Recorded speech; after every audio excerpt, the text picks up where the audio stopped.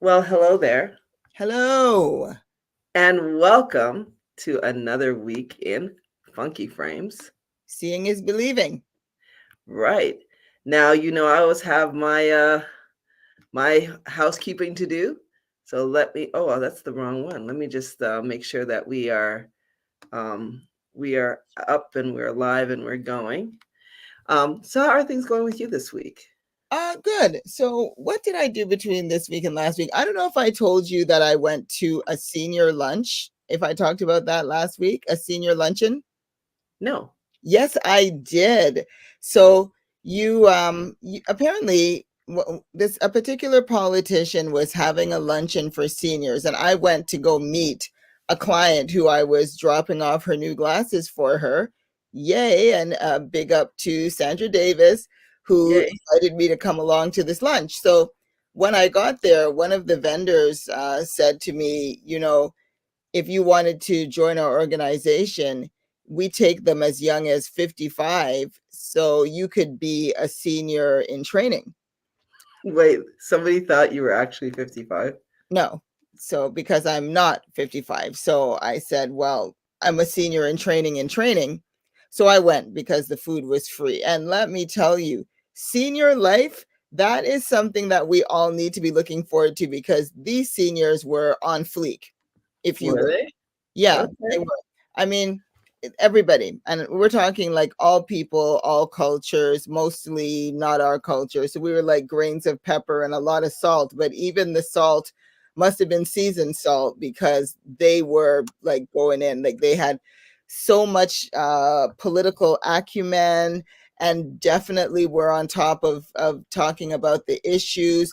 There was a DJ. The DJ was dropping tunes. The DJ played Pennies from Heaven. I was happy, right? Really? Oh yeah, Pennies from Heaven must be like African Bambata for seniors because they went off. And yeah, the food was not the best, but the company was great. So for me, it was a lot of fun. It was a lot of fun, and a lot of stylish glasses were being worn by all. Good. That's nice. That sounds like a good time. I wonder what, like, I guess sometimes I wonder what senior life at 80, I can't imagine people like bumping like some Tupac or Biggie in the nursing home at 80. It's You gonna know, happen. will that sound like pennies from heaven for this generation? Will they be like, what are they singing about? I don't think so because I think young people love our music, So if we're well, first of all, I'm not going to be in a nursing home because that's not the culture that I'm Oh rolling no. with. No, But no, at no. least I can be on my front porch going woo tang, woo tang, woo tang. I mean, I'm ready for it. I'm there for it. I'm I'm there for it. Yeah. So that's amazing. Let me think. This last weekend I spent the weekend in Idlewild, which aka Black Eden. So Idlewild is a it's if you know anything about Martha's Vineyard, it is one of the places that Black folks went in the 1920s and 30s, like, and some of the most brilliant minds, like Zora Neale Hurston and James Baldwin and Langston Hughes, they would go to this place and they could be their Black selves. They could just be. And it was a beautiful thing. They got to create and write. They got to be safe. Mostly they got to take off their masks. And Idlewild is really, it's a beautiful place with beautiful lakes. However, in terms of it still seems like it's in the 1920s. And some of that is because Really? there's huge, I wouldn't say there's huge divestment, but one of the challenges with integration was that as soon as Black folks could spend their money with other people, they did spend their money with other people. And so when I can go to other resorts that will now accept me and my little green money, then why would I come to Idlewild? And so there's this conversation now about there's a real, you know, they have thwarted off developers coming in and bringing big money because along with money comes a lot of strings. Yeah. And so they have a lot of the people who are there now were they're maybe in their 60s and 70s now, but they grew up in Idlewild. They were teenagers then. They would go there. They would swim in the summers with their families, and they know the importance of maintaining the legacy of Idlewild. And so they're very committed to maintaining that, to ensuring that they don't have big money coming in, but at the same time, there are these structures and things that are kind of a little bit falling down. So it's like, do you hold off on big money, and then, but I loved it, and I could actually feel the energy of the past. It felt like I was walking into, I could envision the times that those people were there, and it felt really good. And it felt the same way. I felt like, yeah, blackity black, black, black, blackity black. And that was great. Proper. Well, Yeah. big money is going to come up in the conversation that we're having tonight. But before we get into the topic for tonight, I should make a mention of what's happening this Friday. If you can find the Father Fair flyer, we can pull it up and let people know what's happening here in Toronto. I don't see the Father Fair flyer. You don't see the Father Fair flyer? No, I don't. Say that 3 times fast. No. I don't see the Father Fair flyer. Oh, there we go. All right. So this Friday, go ahead. Yes. So this Friday, we're having the Father Fair so that people in Toronto have a place to go early to get the perfect gifts to celebrate fathers, uncles, grandfathers, special men in your lives. This event is coordinated by ENSA Community Cultivating in partnership with Zenopia Sustainable Fashion. So this is Friday, the 14th of June. From 6 p.m. to 10 p.m. There's going to be entertainment, food, networking, conversations, connections, everything that you really want for the men in our community. So either you are a man and you're coming, either you are a father and you're coming, or come to get something for your father, or just bring the whole family out because it's good for everybody. Admission is free. I love that part. And there's going to be several vendors, including Cups and Glasses, will be there with all of the funkiest frames that a gentleman could ask for. It's at the C Center, which is a Black-owned community center in Scarborough, 75 Thermos Road. For more information, you can go on the website at ensacommunity.com/events, and we'll bring this flyer back at the end of the show just to make sure that you have the details. All right. I have one burning question. Burning. Okay. Burning. Okay. So my kids are adults. Am I still responsible for getting a Father's Day gift for him, like daddy? Like, is that like, I mean, okay, like, let's put that to the audience, because I'm telling you, I feel like every household, every family must have their own Father's Day culture. And I know men are always complaining that, I mean, not all men, but men are always complaining that Father's Day just doesn't get the shine that Mother's Day does. Like, nobody's asking. Did you carry a baby around for 9 months in your body? Okay, anyway, I digress. So what are you saying? You're not giving him a Father's Day gift because he already had his gift 9 months before the child was born? Is that what you're trying to say? 2 minutes, 9 months. 2 minutes, 9 months. You do. Just say it. Okay, she said 2 minutes. I'm not going there. I'm not. Well, on to today's topic. Well, so wait, what are we drinking tonight? Because I've got something that it is small batch, which is, really high end. A small batch of water?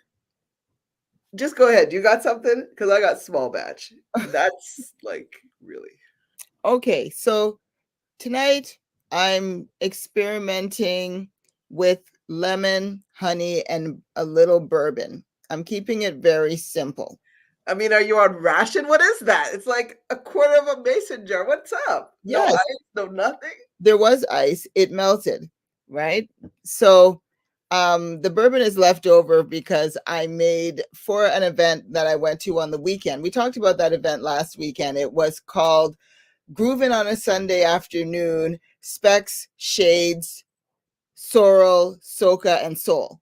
So for that event, it was a lot. For that event, celebrating the birthday of a dear friend, I made a bourbon sorrel, a bourbon sage honey sorrel. Oh my goodness, that's all. And it was all right. But I had bourbon left over. So I was like, what was I going to do with it? I had bourbon left over. I had lemons left over. So I decided to just keep it very Basic. simple. I Yeah. was inspired by a meme that I saw today that said, sometimes you got to pour yourself a drink because you've gotten through a very hard week, but it's only Tuesday. I love it. I love it. Like, you know what? You're right. It is Tuesday. It's Let me pour myself a drink. So that's exactly. what I'm drinking. What are you drinking? Well, tonight I think the year is 1938. You see that? Beautiful, small. It's been in the distillery. It's chilled. Isn't that lovely? It is oh, do you hear that? That cork pop? Nice, right? And let me get my glass. Jeez. Oh, yes.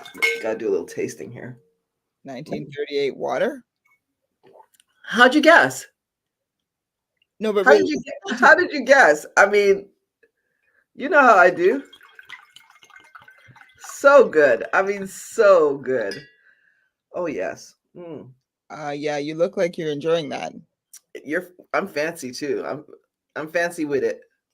So yes, that's what I'm drinking tonight. Okay. All right. So tonight's topic, if you can remember, how the ups and downs we've been going through the last couple of weeks have brought us to a place where we really feel we should be talking about work. Work. Yes, work. The work we do, the jobs we might have, the things that we invest our money in, the reasons why we feel we have to continue to work.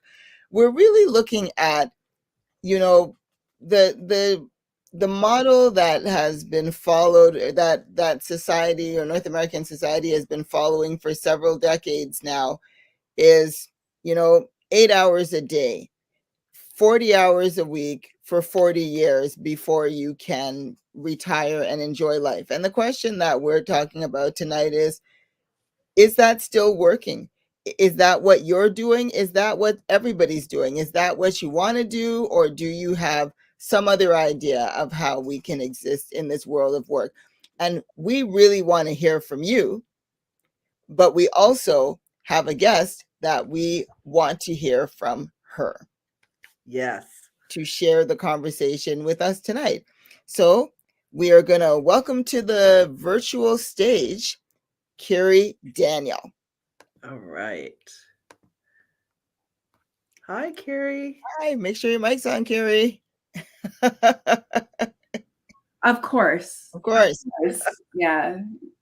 Thank you for Welcome. having me. Thanks for joining us. Yes, thanks for joining us. So, Carrie Daniel, I was going to do the whole intro, but I want to make sure that they could see you on stage first. So that it's not like, I'm talking about some great unknown, but I understand that you're a creator, a writer, a storyteller, a nonprofit leader, a speaker. Like basically you're a Black woman with a million things to do. Yeah. You're Like all of us. Like, tell us about yourself.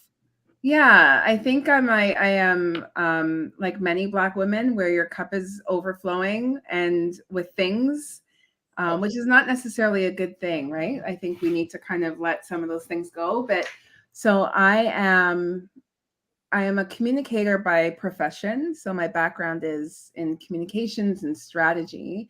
I am a nonprofit leader. I lead currently an organization called Parents of Black Children. I'm the outgoing chief executive officer for that organization, and I've founded a new organization called the Black Women's Institute for Health, which is focused on the social determinants of health of Black women in Canada, our outcomes, our experiences.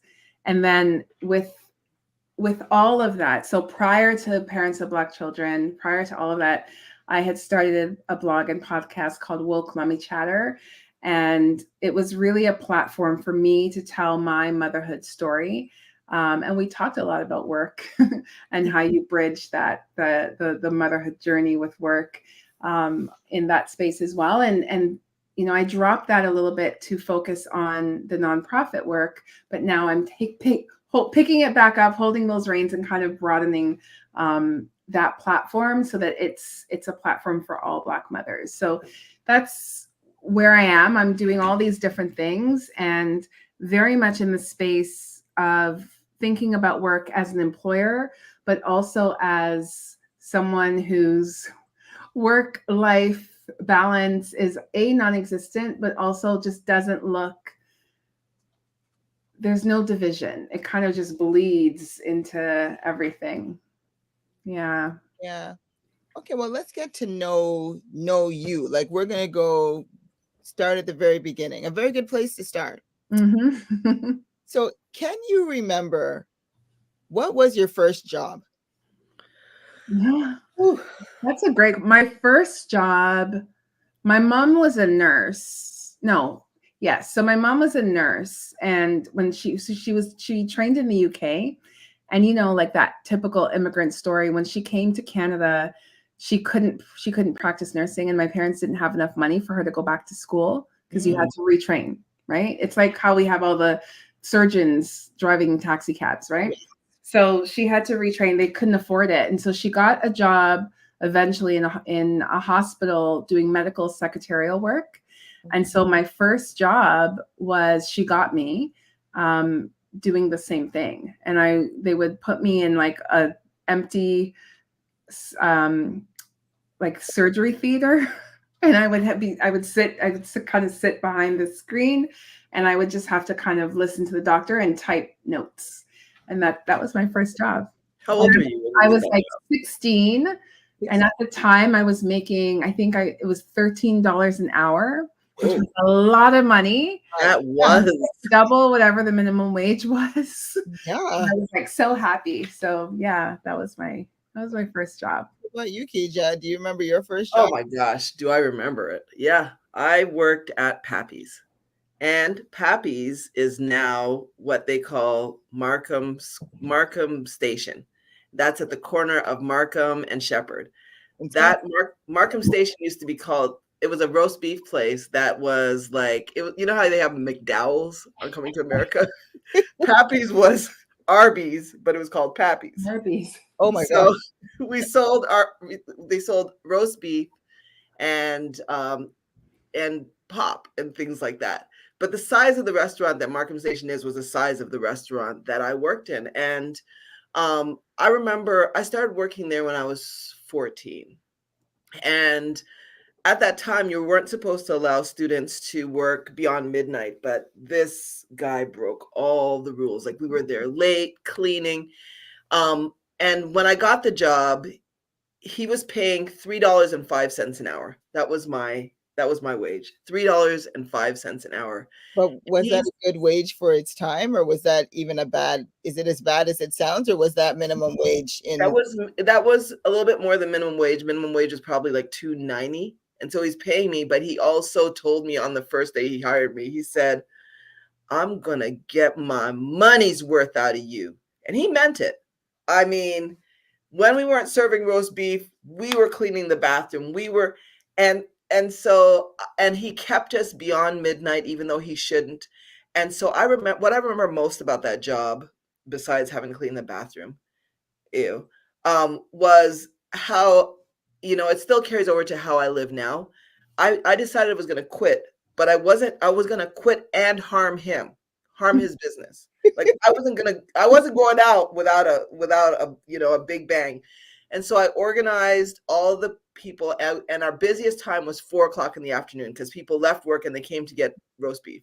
And so I said, okay, when 4:00 comes and the people come in, what we're all going to do is we're going to take off our polyester caps and our polyester green, they were emerald green, polyester aprons, and we're going to just throw them on the counter and we're all going to walk out. Got it? And they were like, yeah, got it. We're good.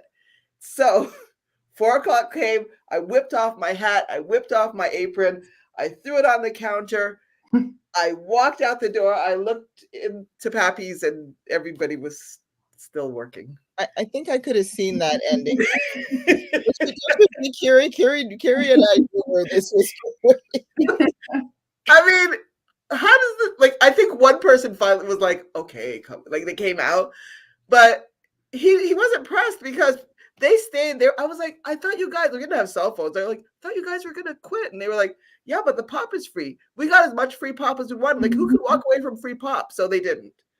And so that was like my first foray into organizing. Organizing at 14. Wow. Carrie, did you like the job? Carrie, did you like the job that you were doing? No, I didn't like it. I don't think I appreciated it probably as much as I should have. And I didn't like it because I used to get scared because I was in this room by myself and it was dark and it was just, so no, I didn't like it. But I also had a summer job where I was like a summer camp counselor and I really enjoyed that. That was a lot of fun. So I did that as well in the summers for a couple of years until the last time I ever did that summer camp job. So I used to do it at like private places, like a church kind of thing. And then I got a job with the city of Toronto for their March break camp. Wow. And it was a week and the kids were 9 years old and it was hell on earth. And that was like the last time I ever worked with children in that capacity again. Like I was about 17 or so. I was still in high school. It was the last time. I was done. And yeah, I did not like it. I don't think I liked any of my jobs early on. None of the jobs. You didn't like any of the. I don't think so. There's nothing that stands out that I really enjoyed. I used to get a lot of anxiety with the hospital job because there was a lot of pressure and I was shy. And then, so if I wasn't working by myself or I was petrified because I thought like we would be I thought there would, like we were near the morgue. I thought there'd be like, all this stuff, right? So if I wasn't working there, then they would have me on the floor. Like I would float between different places. And I remember being in the ICU, having to kind of answer the phones and things like that. And I was so young and it was a teaching hospital and they had all these residents come and they would come together and then they would kind of just swarm the nursing station and then take my chair. And I was too shy to ask for my chair back, you know?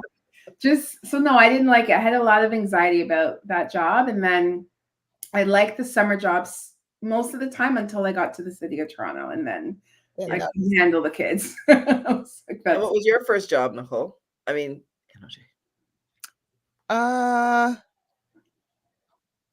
well, do I have to count jobs where it's like if I got fired on the same day, does that even count? That's part of the experience. That's your first job. Yeah, I'm trying to think, yeah. What's the most significant job? Would you say Canadian Tire? No, I had much different jobs before. Because remember, I had already been fired from WH Smith before. And for somebody like me to get fired from a bookstore really takes some doing because, I mean, I am a book nerd. It really does seem like the best place for me to work.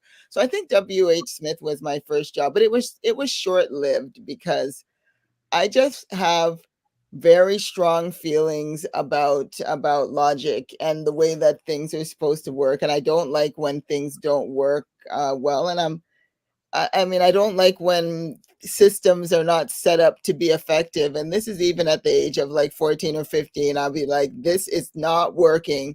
This is what we should be doing. And do you have any idea what you're doing? Like, yes, you're the manager, but clearly you have no idea what you're doing right now, which is why I need to help you. And then why am I fired? That kind of thing. But I think probably the jobs that I had stemming from there were always cashier jobs. After that one firing, though, I was never going to be fired again. Like you were never the same either. I do recall how devastated you were. I was like, I will quit a job. So I think after that, I just kind of turned into the kind of cashier that is like, if I don't quit before Caravana, I'm probably going to get fired because I'm not coming. Not coming at Caravana, right? I'm a Caravana quitter, right? So if you manage to keep me beyond Caravana, then that's a good job. But other than that, it's like, Caravana is coming. We are not discussing this. You can either give me the time off or you cannot give me the time off. But either way, I'm not going to be here. So employer, it's up to you. That's the kind of job I had. There you go. There you go. Yeah, that's interesting. And I guess there's a difference between a job and a career, right? And so when did you feel the need to move your art? Because, there's like, I get jobs, I'm a young person, and then there's this push to have a career. And Yeah. how do you make the distinction, right? What's the distinction between a job and a career? How did you make that distinction, Carrie? I think for me it was about passion. So I wanted to be a journalist, and so I got into Carleton after. Woo! Sorry. Wait till I tell you the story, and then She said she got into Carleton. I got into Carleton for the journalism program, which was like woo, because it was hard to get into. It was like the place, that and Ryerson were like the two places to go if you wanted to do journalism. So I got in, and I did my first year in journalism, and then was ready to go on to my second year, and you had to maintain an 80 average, and I had a 79. I want to say 79.5. I think it was 75 or 79.7, something like that. And I didn't get into my second year. And I remember short 0.3 points. Yeah. And I remember I had called all my professors. There was one class. I took a religion class. I shouldn't have taken it. I knew I shouldn't have, but I did. And the professor was like the stodgy old white guy. And I also didn't go to all the classes. So there was that. And I didn't do well. Like, it brought my whole average down. And I remember calling him and just being like, I just need like this 0.3, 0.5, whatever it is. Can you is there some, can you give me the mark? Like, I can do it. He said flat out no. And I remember calling like all my professors, and it was all no. Nobody would change my grade. So I didn't get into my second year in journalism. So I did mass communications. And then I went on and I did a master's degree in broadcast journalism in the UK after that. But I always say to people, like, for me at that time, it was devastating because I wanted nothing. Like, all I wanted to do was be a journalist. That's all I wanted to do. And I remember, I think I spent like 2 days just curled up in a ball in my closet crying because I was so just gutted. But it was the best thing that happened to me because it forced me, to kind of move into communications, which is where my career ended up taking me. And secondly, it really kind of cemented determination and grit, because I had to figure out, how am I going to get what I want, which is I want to work in news. So how am I going to do that a different way? Right. Because these setbacks they feel major at the time, but I think in the long run, you are where you're supposed to be always. I love hearing that. I think we're laughing mostly because I thought, wow, you have no idea how many great mass communication students have come out of Carleton after not getting into their second year of journalism. Right here. So look at that. Look at that. Yeah. We had to. I guess when I hear your story, I think about too how in the work world and in the school world, because school is it's like the proving ground for work, right? Mm-hmm. How individuals who have the power to support us decide in that moment they could have done something. 0.3 points is not like you're asking for 25 points. 0.3, and to run up against a no for that, just it is disturbing at best.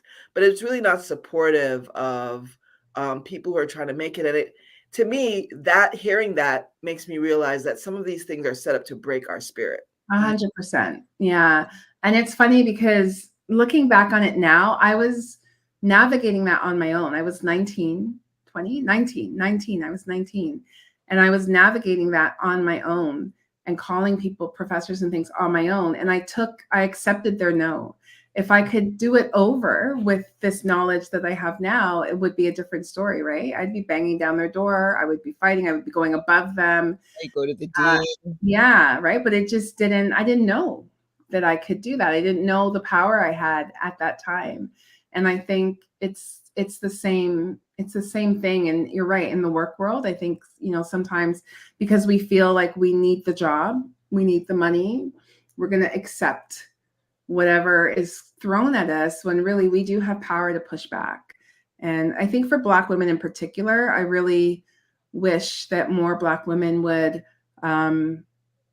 not accept the nonsense that is kind of thrown their way, and realize their power and push back. Because I can tell you that other people do it and they come out financially better because they're suing and they're doing all these other things that we don't do. We accept a lot of mistreatment, and it impacts our mental health and well-being. It impacts our relationships with our kids and our families and all of those things. It impacts our self-esteem and self-worth, all the things. So I wish that more of us would push back against the system, and really kind of hit them where it hurts. You know, Carrie, I'm wondering, how much would you say that your parents' perspectives as immigrant parents impacted the way that you showed up, like in terms of work and your professional expectations? Oh my God. I mean, I'll tell you honestly that the way I'm an overworker, right? And I'm going to therapy because and I'm realizing that that's actually not normal.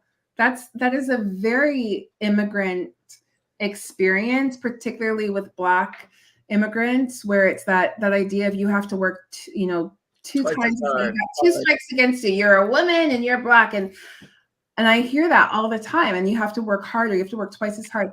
And it is such a intentional act not to say that to my children.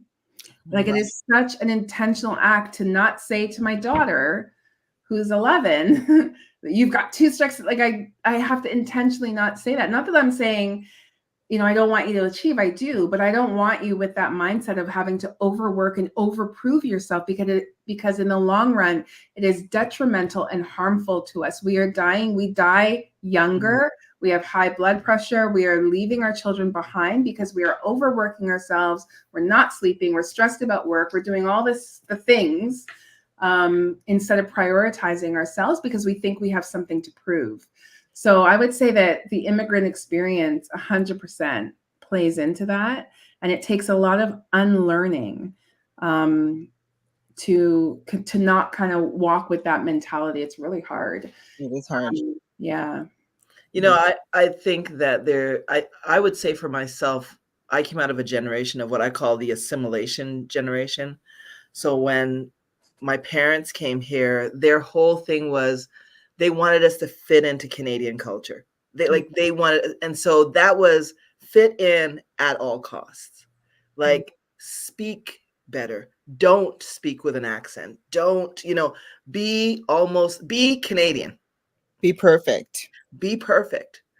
And that did mean some of those things. Seeing them work, I remember my mother would have me record her answering machine so that it sounded more professional, right? And so now, as you talk about your own kids, I really hold a lot of hope for Gen Zs and millennials, because I do see the ways that they're starting to push back on a lot of that, where they're like, especially Gen Z. Gen Z gets a tough rap. They're like, I love them.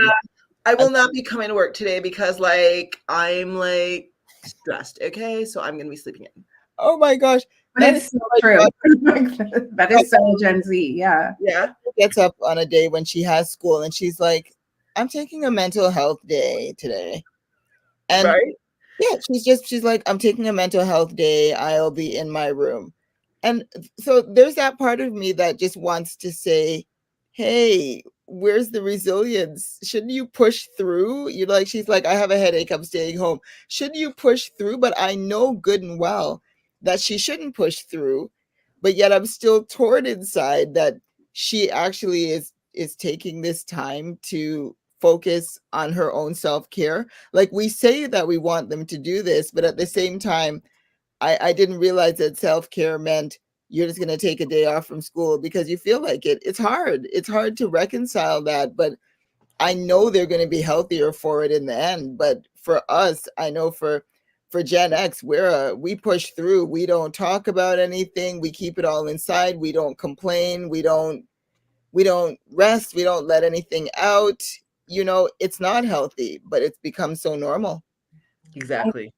I think the Gen Z, they're an interesting. There's a book called The Anxious Generation, and it speaks about Gen Z and the anxiety that they all seem to have, and that you talked about the lack of perceived resilience. I think they have a different type of resilience than we do, but I do think though it's a bit of a double-edged sword, right? Like, so I'm on the cusp. I'm a Zennial. So I was born in 1980. So I'm between Gen X and a millennial. I'm like in between. I've got traits of both of those, right? And when I look at, so I don't even think this is not even millennials now are in their 40s, right? They're adults, but it's the Gen Z, like that generation. These are the people. So these are, when I think about who I employ, it's Gen Z, and they are like that. So it is very much, I'm not feeling it today. I need some time off. I need a mental health day. I need that.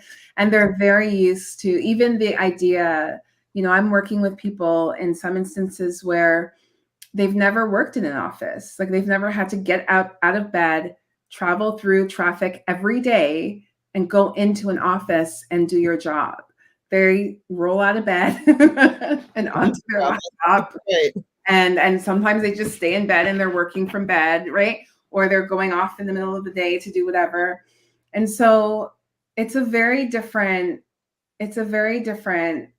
culture, I think. And for a lot of employers, it's really hard, even for me. Like I try really hard.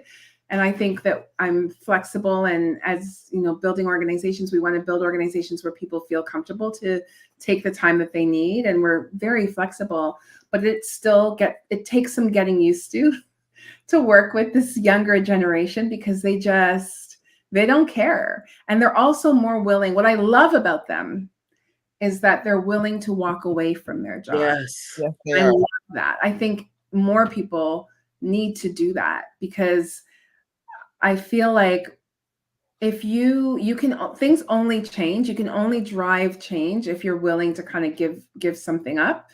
And I love that they're willing to, if it's not working for them, I love that they're willing to walk away from their job. And I think the other piece that I like is they are forcing companies to kind of reckon with their ethics and acknowledge kind of where they stand on issues. And I love that. I love that companies are being forced to kind of take a stand on something. I think that's important. And I love that sense, like the future of what work could be. I like that. But I'm also just on the other side of it. I'm just like, I don't know if it's possible to maintain a workforce that just kind of does what they want when they want. I don't know if that works. I guess part of it, part of the conversation to me then has to be how does the workforce change to accommodate? Because there are a lot of things, there are a lot of jobs that have gone away. They've gone the way of the dinosaur, right? So, for instance, the cashier jobs that we just talked about, we're doing self-checkout. That wasn't even possible. You just talked about remote work, right? Remote work is only possible because of the technology we have. So if we have this new way of being and we have technology as a part of this conversation, then workplaces need to think about, like, is the 40-hour work week, does that still make sense? Does it make sense for me to get on the TTC and get downtown or do can we rethink how we're doing things as opposed to expecting the people to change? The workplace is like, hey, we're just going to do what we've always done. You need to adapt to us, but maybe the workplace has to adapt to what's happening.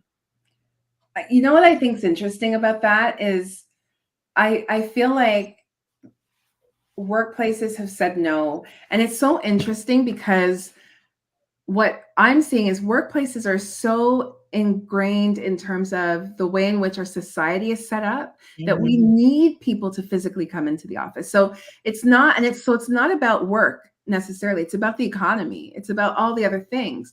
So yes. I was talking to a friend the other day and she was telling me about the place that she works. And used to work in the same place. We worked remote before COVID. So I used to work 2 days a week from home back in 2014, 2015, Wow. 2016, right? Way before COVID, we were working from home. So there was never, so when COVID came, they transitioned fully to remote. Now that COVID's over, they're asking people to come into the office, and people are like, why? Like, we've been working for decades. Right. Right. But you know why? It is because there's a Starbucks in the building that's closed down. We were just talking Nobody's about this. frequenting it, right? They Mhm. brought in another, I think it was Chipotle or something, that's closed down. So it's about the economy. If we don't have that back and forth, the hustle and bustle, the people heading into the city to do their job, we don't have that. We have people moving out of the cities, getting depopulated because they're moving out to wherever because it's cheaper and they can work from home and they can afford a house there. So what happens to our city infrastructure? Right. So I feel like a lot of this, it's not even about, and it's about the fact that we've got all these empty buildings. We got all these stores that need people. And so they're bringing people back for that purpose, not because you can't do your If I job. come downtown, you can bet your bottom dollar I'm not spending a dime at Starbucks. Like, even if I came during the pandemic, maybe I learned how to make my own frappe. So I'll just make it and come into the office with it. So I don't know, like, if consumerism is enough. Well, Right? Like, that was a big discussion that was happening today when I read in the Toronto Star that the mayor of Toronto is advocating for people to come back to work, essentially to save the downtown, Yeah. and it's a very tone deaf position. It's like downtown isn't fun anymore. We've got to get the people back. We've got to save the Starbucks, as Kiri's saying. But I felt like I always find the real story in the comments. When you look in the oh yeah. comments, I guarantee you that at least 97% of the people in there was like, there is no way that anybody wants to fight traffic and spend money, get childcare, and spend so many hours of your life commuting to Yeah. go downtown. I mean, I live in Scarborough. We have shops in Scarborough. What have they been doing? Nobody is concerned about the shops in Scarborough when all of my money is going to buy lunch downtown. The pandemic and working at home gave people an opportunity to reinvest in the communities where they live. But politicians prioritize the downtown core. So they want us to put all of our money and effort into supporting that. But we all live someplace. We should be able to support the places where we live. I remember when I got this job, when I first got the job that I currently work, it was a 2-hour commute for me, just for traffic. It was 2 hours to get there and 2 hours to get home to Scarborough from downtown, Queen and Spadina, roughly, but the traffic, right? So when I thought about that, I was working 4 days a week. I was spending an extra 16 hours a week commuting. When I factored the cost of commuting into my actual salary, I wasn't even making as much money as I thought. Yeah.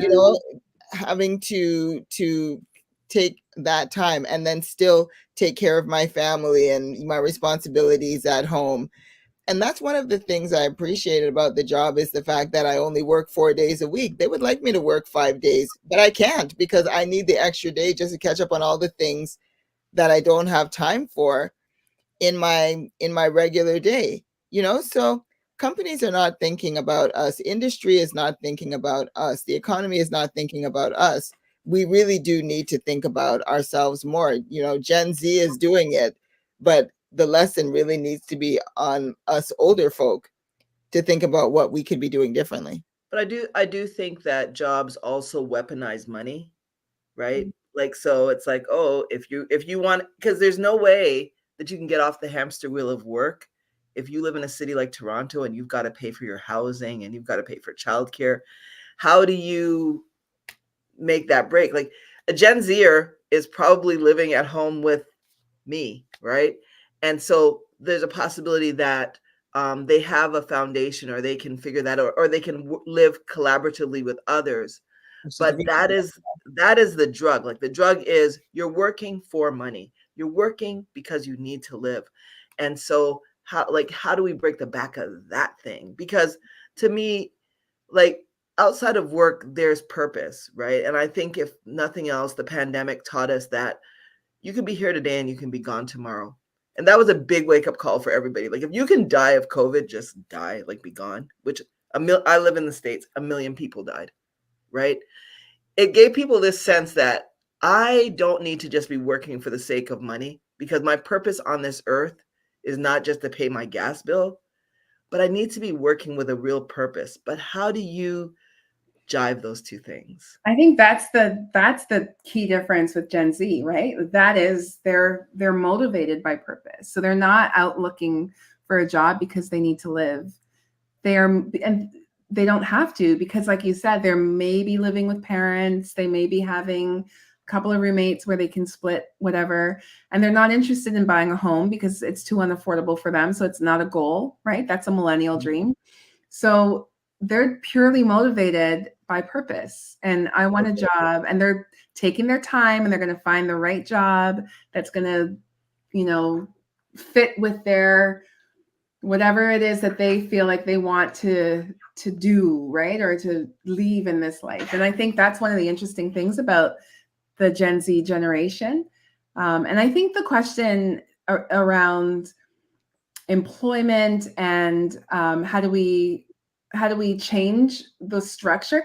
Like, I don't even know if that is a question for employers. Like, I feel like it's a government question, because it's the government that's feeling the pressure from businesses like Starbucks and all those businesses that bring in a lot of money and pay a lot of money into the economy and do a lot of lobbying. So that's why there's pressure. And that's why the mayor of Toronto can be like, we need people to come back, because there's so much pressure on them to make sure that the city is thriving and moving and all of those things. So I wonder if it's a question for our politicians around how they kind of change the way in which they see work, so that it kind of trickles down, right? So that the employers can change the way. So the employers are not like forcing people back into the office for the sake of forcing people back into the office. You know, it's just, I think that is a big gap. And then the other thing that's interesting too is just, you know, you hear about, well, there was the Great Resignation, right? Yeah. But I also feel like there are so many jobs available, but they are not being there, and there are lots of people looking for jobs, but the jobs are not being filled, right? And I've seen that on the other end as an employer. It's like, you know, you're setting up interviews with people, with our Gen Z generation, and then they just don't show up. They don't care. It's just I don't think that they don't care. Like, because I think there's that narrative too, like, oh, they're so lazy, they don't care, they don't even want to work, they don't want to pay their dues, they're lazy, you know.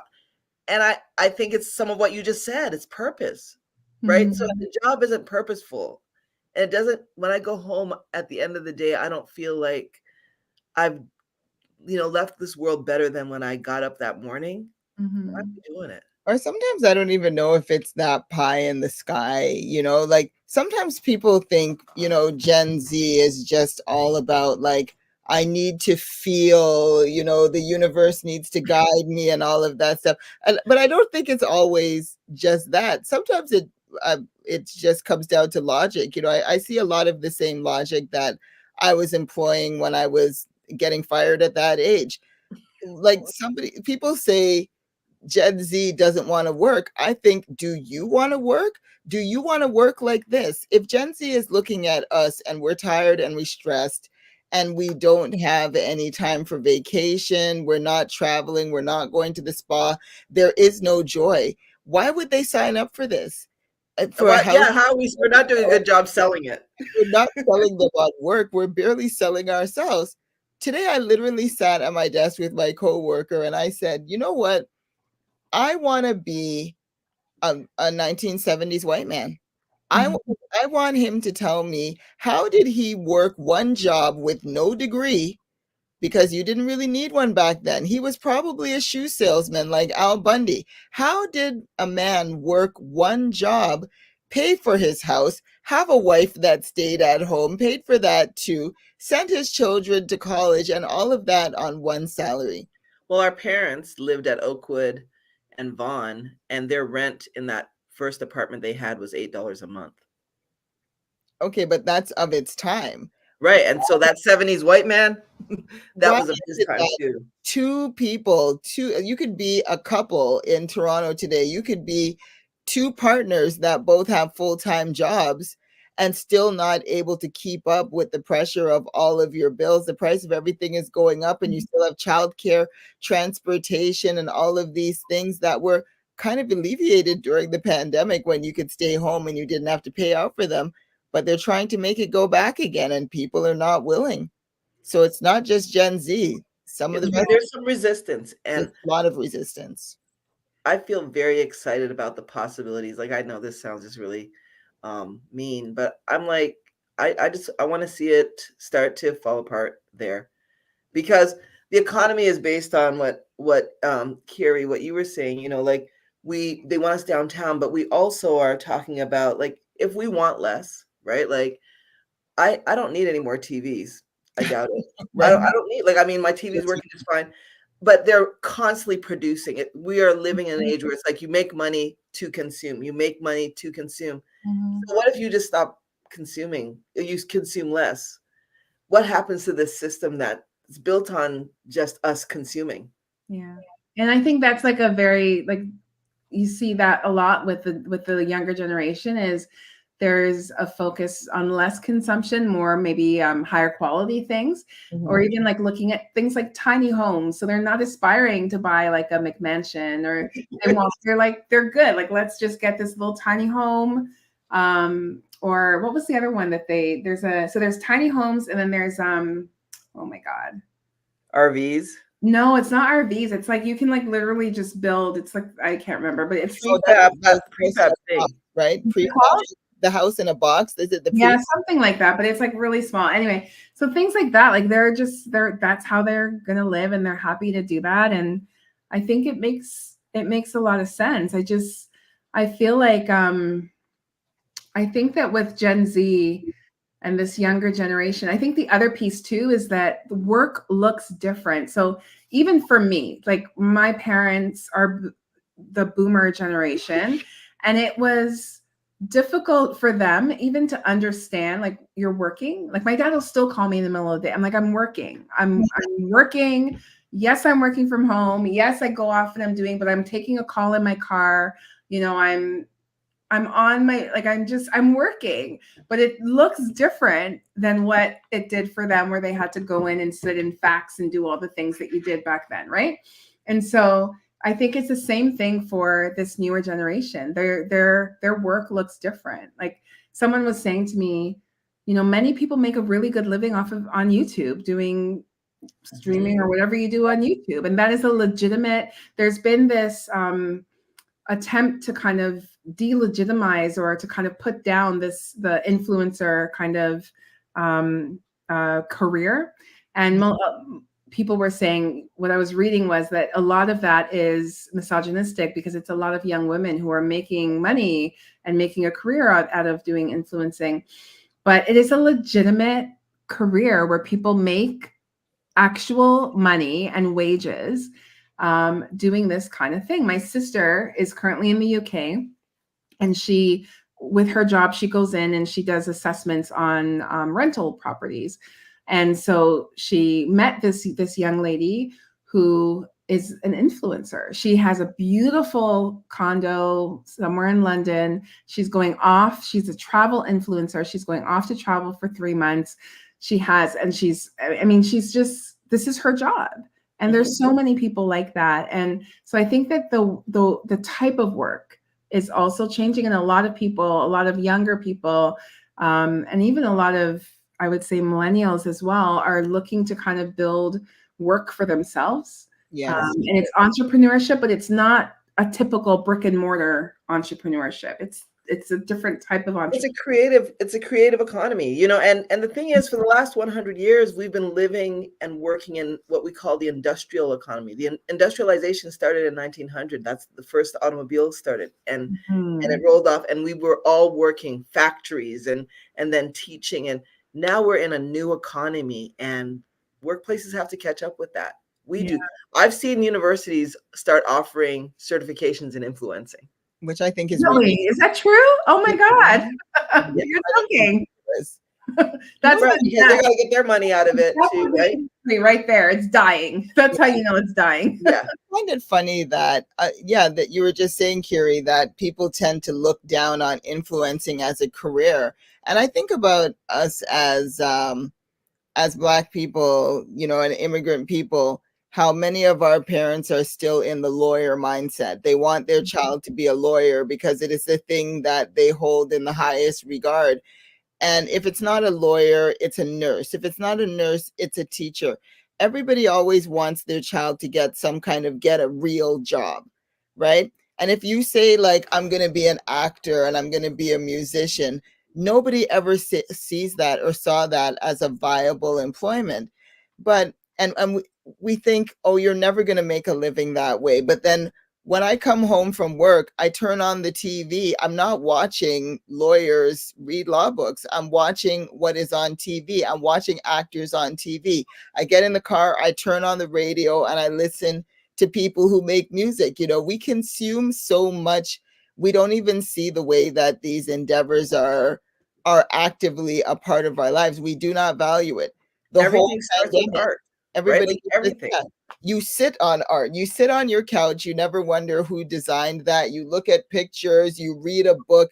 We do all of these things for our enjoyment, but we still tell our children that they've got to go and work in a factory or something, as though these other things are not viable. Yeah. So I really look at influencers as, okay, you know what?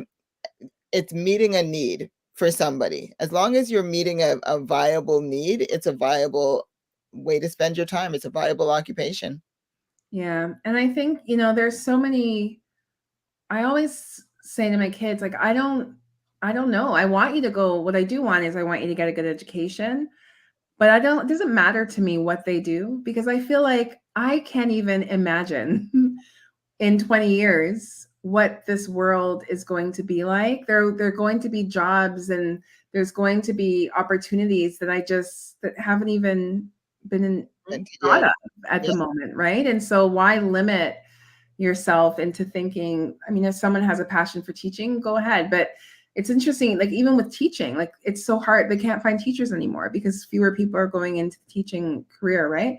I think that there's so many, and that's another area where when you think about what our government should be focused on, like they really need to start thinking about how do we reinvigorate, how do we shift and change the systems and the structures that we currently have? Because to your point, Keisha, like we've been doing things the same way from the 1900s. We can't continue to do that. Education in a building, when we have technology, a child at 2 years old can, like, I'll give you an example. I did go to the University of Windsor and I got a degree in mass communications with a focus on radio and television, right?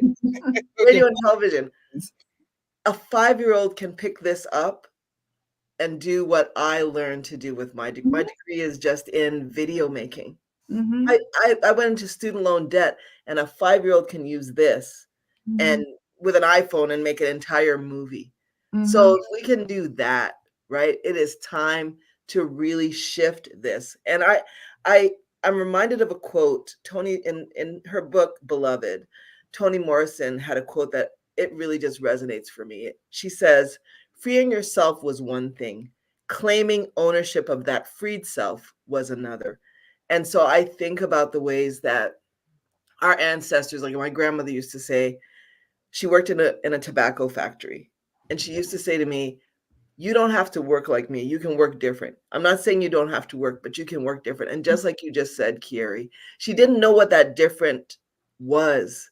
When we say we are our ancestors' wildest dreams, I encourage us as future ancestors to hold that space for our children, to make sure that whatever it is they say they want to do, even if we can't envision it for them, to not squash that, like to not let our fear of what we don't understand stand in the way of what is their infinite possibilities.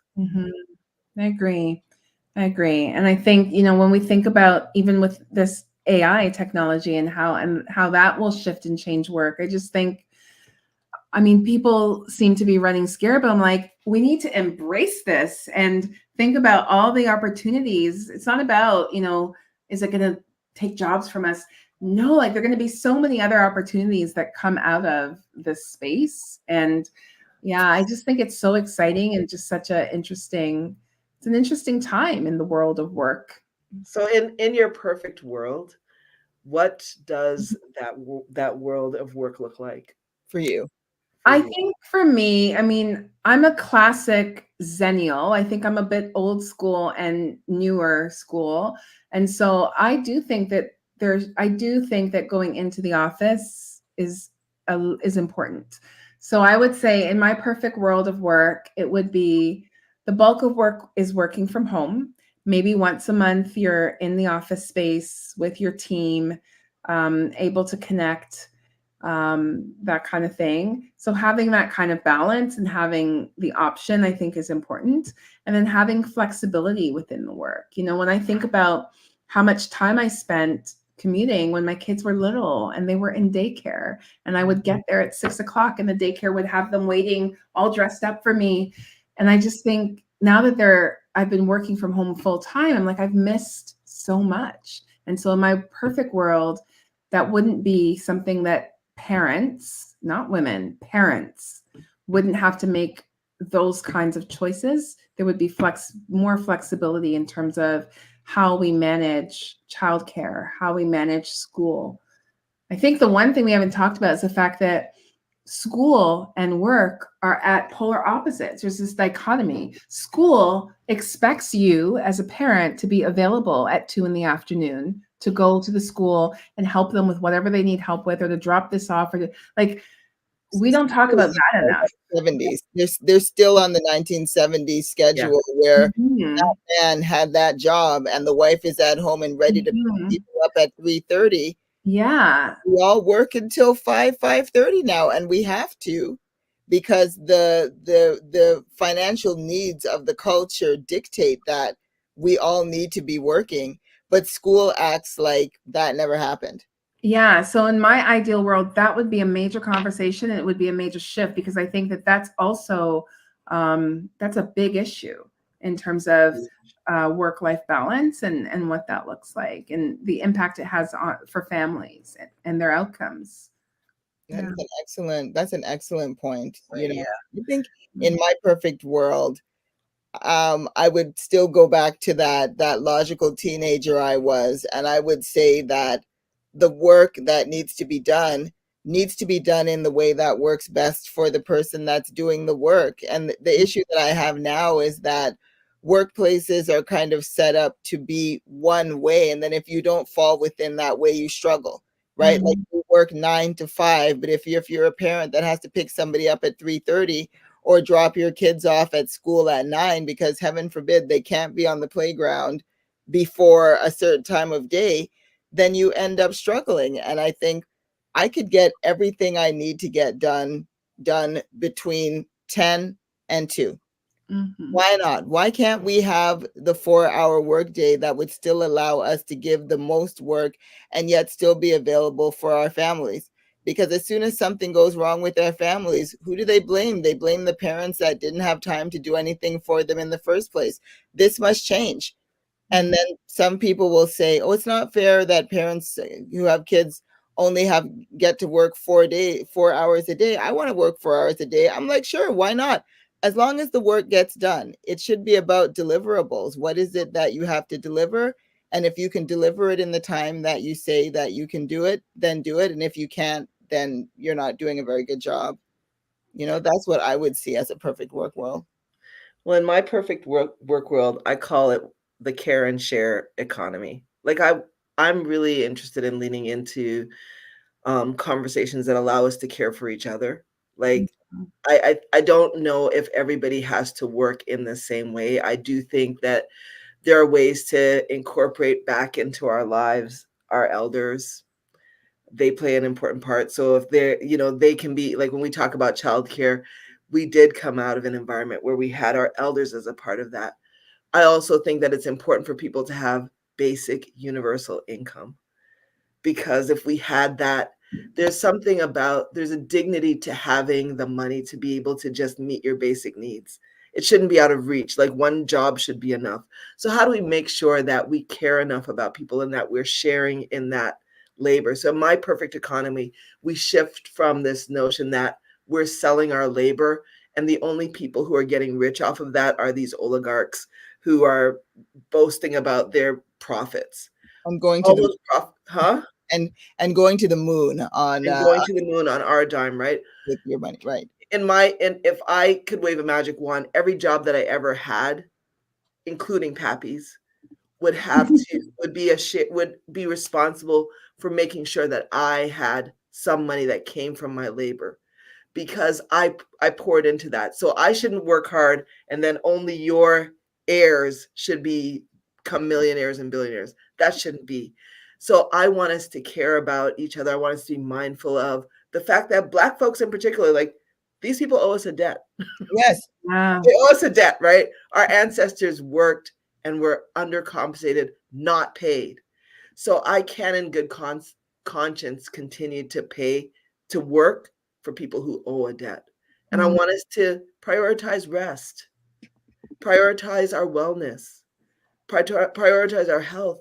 We are, like you said, Kiara, we're dying over work.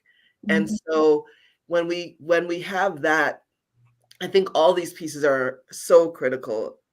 We get to show up better and we get to show up in our purpose. And to me, that's just powerful work. So Yeah. Well, this has been a great conversation. I want to hear from you, Carrie. Tell us a little bit more about the work that you're doing. You know, what do you do? How can we get involved with what you do? And then we want to see your glasses. Yeah, I'm excited to show my glasses because they're new. I'll start with Woke Mommy Chatter. So we're really a storytelling platform. So the idea is it's a space where Black mothers can come together and really give visibility to our motherhood journey, because so much of what we experience as Black mothers is invisibilized. It's not, right. When we look at mainstream media, to me, like depictions of Black motherhood that doesn't look like my motherhood. And oftentimes we're not, as Black women, and I'm talking like Black women, dark-skinned Black women, not biracial, not, any of the, just Black women, we are not represented. We're not depicted as mothers. And when we do, I mean, you can even look at shows like Blackish, right? It's all the mothers are always, they're biracial, they are light skinned, they are like almost white passing in many ways. We're not there. And when we are there, it's in these kind of stereotypical, very negative depictions of motherhood. We're yelling at the kids and we're threatening them with violence or harm or something, right? And we're coming up with all these crazy and so, really the platform is just there to provide a space for us to tell our stories. So we do have a podcast, we have a blog, we're starting a production where we're inviting people to send us their stories, and we're going to put that together in like a book and try and get that out so that we're kind of charting our own course and charting our own history. And we also have a caregiver program where we're going to be starting a Black mother mentorship program as well. Nice. Yeah. And then the Black Women's Institute for Health is more of a typical nonprofit. So our work is really centered around advocating for the health and outcomes of Black women. I'll give you a stat. In the States, over the last 20 years, suicide rates for Black women in the US have increased 72%. Wow. And for Black girls, the increase is 182%. And that's data from the Center for Disease Control. And if we know, typically if that is happening in the US, it's happening here. Definitely. Yeah. So one of the things that we're working on is a vital signs survey that we can send out across Canada, where we can get Black women to complete the survey so we can have a sense of what's happening for us, what's going on. Because it's really hard to have conversations with government. It's hard to have conversations with decision makers and leaders when we don't have the data to say 72% of our Black women want to kill themselves. And we need to talk about that and figure out why. Right? So that's really where our focus is at the moment. And you said that organization is called, that nonprofit is called? The Black Women's Institute for Health. Okay. And you can find it. It's healthforallblackwomen.com. Healthforallblackwomen.com. Okay, so Yeah. we should put that in the comments so that people can find the link. Yeah. And my glasses. So Talk about your I glasses. just got 2 new pairs of glasses because I have a dog and he chewed through the other one. So this is the pair that I wear. Let's see if you can make her big, Keija. Okay. Yeah. So they're kind of like traditional, but I like them. And they have like that turtle. It's like a what is it called? The turtle. Tortoise. The tortoise frame. Yeah. That one. Wow. And then these ones, these are different for me. I've never had, these are very, Oh, I like those. I think like this is very 70s. Like, yeah. So like, I like these two. So these are my other ones. And Those are your new ones. these are the new ones. Yeah. So Love Very that. nice. glasses, yeah. Yeah, my daughter says that everybody needs to have a Claire. Like Claire is all the rage right now. Is it? Oh my! See, I didn't even know that. I got them. I like them, and my daughter's 11. She wears glasses, and she got the round frames. Like they're very round, and they're kind of silver on the outside. And I said to her, I'm like, in the 80s. Was it the 80s or the 90s? They had those glasses too, but they weren't as big. Hers are big. They were smaller. And then remember, like you could flip them up. Oh, Dwayne Wade. Up. Yeah. Wade. Like from a different world. Different world. Yep. Yeah. Those are actually back in style too with the Different World reunion. Yeah. A Black-owned optical company in the States has re-released an updated version of the Dwayne Wayne flip-up shades. It's Oh, very that's exciting. awesome. Yeah. Yeah. I would get those. Those are nice. Yeah. But I love your glasses too. You guys have really bold, beautiful glasses. I love them. Well, thank you. Yeah, we've got some great pairs to show to our audience tonight. So I'm just reminding everybody that yes, we're going a little longer tonight because we've got great guests. We've got a great guest. And we're having great conversations, but we still do have our pairs to show you what's going on. That's awesome. All right. So I really want to thank you, Carrie, for coming through. Thank you. Thank you. Thanks for having me. And we look forward to what's going to be going on with this Woke Mommy Chatter in the future. I want to encourage all of our readers to check you out. That's on Instagram, Woke Mommy Chatter. Yeah, we're on all the things. All the things. Yeah. So we will be looking out for you. So thanks again. Thank you so much. Bye, guys. Great night. You too. Wow, that was amazing. That was very fulfilling. Yes. I love great conversation. Me too. Me too. She was like my Zillennial twin, wasn't she? She was. Yeah. Communication awesome. And then the focus on, Black maternal health and everything. That was Black woman and child all over again. I was right. And like, it just goes to show you, like, I think sometimes we have ideas that that's like your idea 2.0.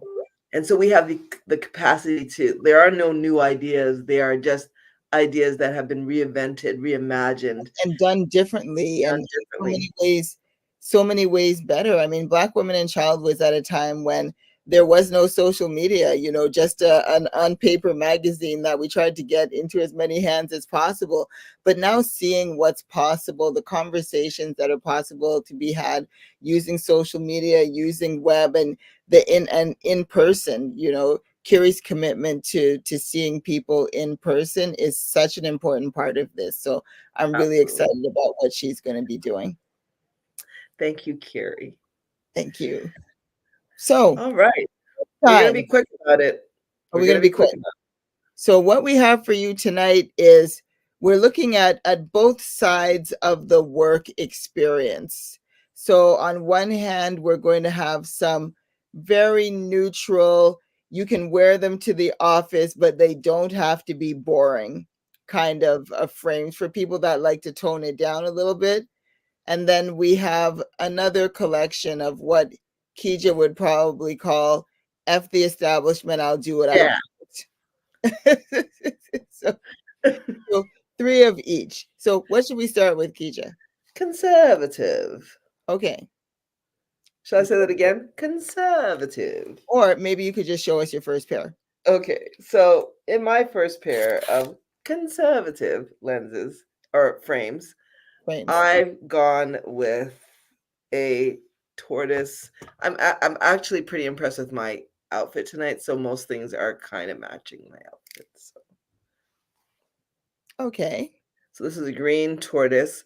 It's still a little out there because it's got the pop of color, Yes, but it's yellow at the bottom. it's a yellow at the bottom with a Yes. green tortoise. You know, it's conservative in terms of the shape. It's very square, but I like the look. Okay.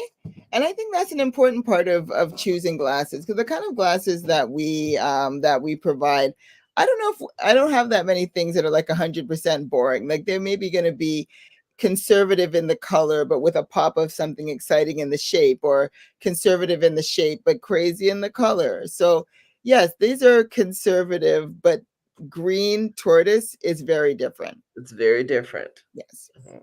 Okay, well, my first pair is an absolutely basic brown tortoise, but it is tempered with flecks of gold in the cutout. So you can see I can put my thumb right through here in the corner of the glasses. So a tortoise full frame with gold cutout on the corners.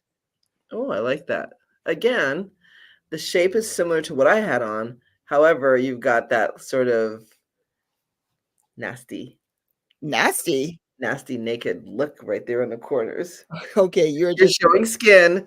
okay, these are very comfortable. Yes. So Are they? these are the tortoise full frame cutouts. So that's my first conservative pair. So do I go to a fun pair next? To No, my you're okay. gonna go all the way conservative and then all the way anti-establishment. All right. So for my next pair, um, it is again, I found when I picked conservative pairs, it was funny because I just went with the same color palette. So this is a cat eye, but it's like army tone color. So you have a beige, you have a tan, you have a military green, olive green. So Mhm. it's very muted, a nice shape, but very muted in Hmm, terms of the color. I like that. I like that. I like it too. Okay.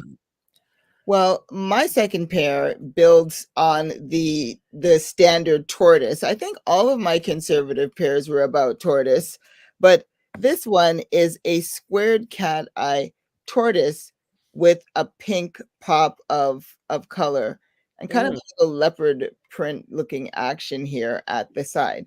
So it's a very squared off cat eye. So it's Oh, I like that. And it pops. conservative because it pops, right? It does pop. Yes. I like that. Conservative for the tortoise, but Yeah, not too conservative, but conservative enough. Somebody would definitely see you behind the desk and say, I like your glasses, but they would keep it moving, right? So, okay. number two, conservative. So my third pair is what I call my segue pair. They're Say like to they, the, I, to I've, the I've given my 2 week notice. oh, okay. So I've you're given my leaving 2 week it notice. 2 weeks, so you Like don't I still, care. yeah, I still got to play it kind of safe, but I've given them notice, and Okay. they will notice me. So this next year, you got 2 weeks. So now because I know that I'm out the door, I've decided to still keep it conservative, but by next week It's odd. they're off. Okay. Right? I don't even know what this could possibly. Oh, I'll okay. walk in with these. So this is a square pair. It's an animal print, thick sides, gold trim. Yeah. I'm keeping it muted with the color. I'm trying not to come out the bucks on y'all, but It's okay. I see where but you're going there. Yeah.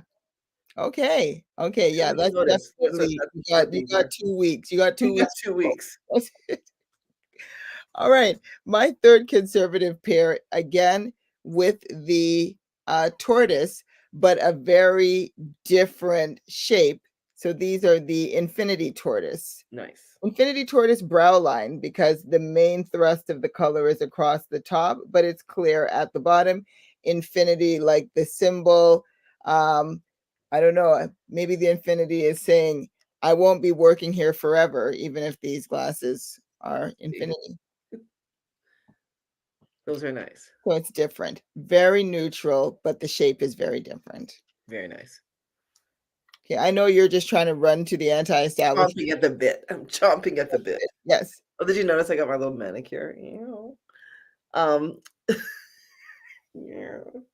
All right. So for my buck the establishment, I'm going with bright. I'm going out here. I'm red. I'm angry. And I'm leaving, and I'm mad. So I knew it. did you though? I did. Did you though? So I did. love this pair. It's a beveled pair of cat eye. They're red. They're not too extreme, but the color and the blue, like you can look through the side and you can see right there that I've got blue coming on. And if you look at the detail, I've got orange, I've got blue, and oh yeah, I'm ready. I'm out the door. I'm like, this is what I wear on the last day. Okay, so this is like you're out the door. Whereas mine say, I'll meet you in the parking lot. You pulled this pair too? Yes, I did. Yes, I did. Because nothing says I'm out. Nothing says I'm out of here. These glasses say it's the weekend, baby. Right. Right. So yeah, I also really liked this pair. The triple layer red cat eye. So yeah, that gets 2 votes. 2 thumbs up. All right. So what did you choose second? Well, I'm sunsetting on the evening. Like I've been home for a few weeks now. Like I've decided I'm not going to go from one job to the other. I'm going to take like a little bit of a sunset, like evening and take it all in, watch the sun rise, watch the sunset. So I decide I'm going to rock these because they say like your shirt too. Right, look at that. Right. Perfect color. And so these are I walk on an evening, afternoon. I might sit on the porch. What I love about these frames is the detail on the arms, the way they go down. Yeah, it's a little angle. A little angle. The color is rich, and it screams, I'm rich, because I just applied for my unemployment. Wow. Because you got universal basic income. Right. Well, my second buck the establishment pair is similar to the one that I have on. So it's got a circle it's like a circle in the middle of a cat eye, but with the crosshatch of many different colors. Nice. So I like a colorful pair. Oh, that's cute. I like that. Yes. And very comfortable. Yes, this is, I'll meet you at the bar after work and I may not be back. There you go. So that's my second buck the establishment pair. So for my last and final pair, it's like I go to the job my next job interview with this pair. Okay. Like I've applied for another job, but I'm Gen Zing it. I don't really want the job. So I decide I'm gonna wear these because what says you're not gonna give me this job than these? I don't even know what to think. Oh my God.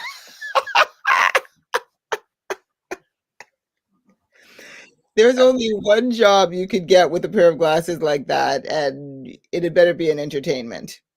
Yeah. No, I'm serious, y'all. I'm serious. I'm coming. At the bank in those. Right.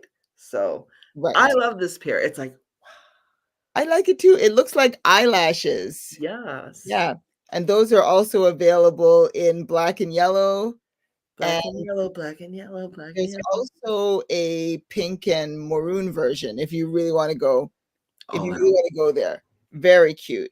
And what I love about these frames is that even though they seem very dainty and very small, they're actually a wide frame. I have very round face. They're a wide frame. They sit really, really nicely on my face.